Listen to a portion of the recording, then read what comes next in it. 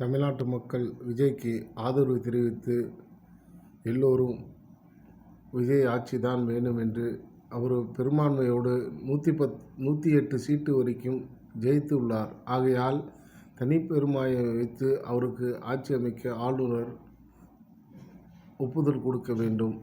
ஆகையால் தமிழ்நாட்டு மக்கள் விஜய் தமிழக வெற்றி கழகத்துக்கு ஆதரவு தெரிவிக்க வேண்டும் என நல்ல கட்சி, மக்களால் ஜெயிச்ச கட்சி, அவரை வரவிடாமல் பல சூழ்ச்சிகள் நடந்து அவரை வரவிடாமல் தடுக்கிறார்கள்.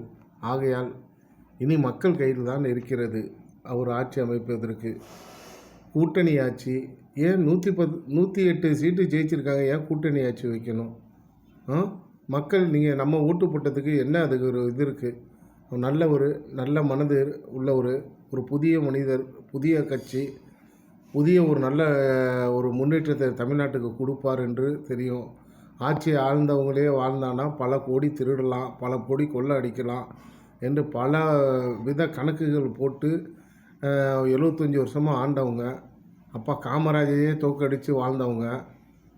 ஆகையால் மக்களே, தமிழ்நாட்டு மக்களே, நமக்கு இனிமேல் யாரும் கிடைக்க மாட்டாங்க. இது ஒரு புதிய ஒரு வாய்ப்பு, நம்மளுக்கு தமிழ்நாட்டுக்கு கடவுள் கொடுத்த ஒரு வாய்ப்பு. அதை பயன்படுத்தி ஆட்சி அமைக்கிறதுக்கு தமிழ்நாட்டு மக்கள் எல்லோரும் ஆதரவு தெரிவித்து எல்லோரும் மனு கொடுங்கள். அங்கங்கே ஆட்சியர்கள் இடத்துல போய் தமிழ்நாட்டு மக்கள் எல்லோரும் தனியாக போய் மனு கொடுங்க. அப்போ தான் ஆதரவு கிடைக்கும். தாவேக்காவுக்கு தான் வெற்றி என்று, அவருக்கு தான் நீங்கள் ஆட்சி அமைக்கணும் என்று எல்லோரும் மக்கள் ஒன்று இணைந்து சொன்னால் சிந்தித்து ஆளுநர்கள் பார்த்து நல்ல முடிவு எடுப்பார்கள். ஆகையால் எல்லோரும் ஆதரவு கொடுக்க ரெடியாக இருங்கள்.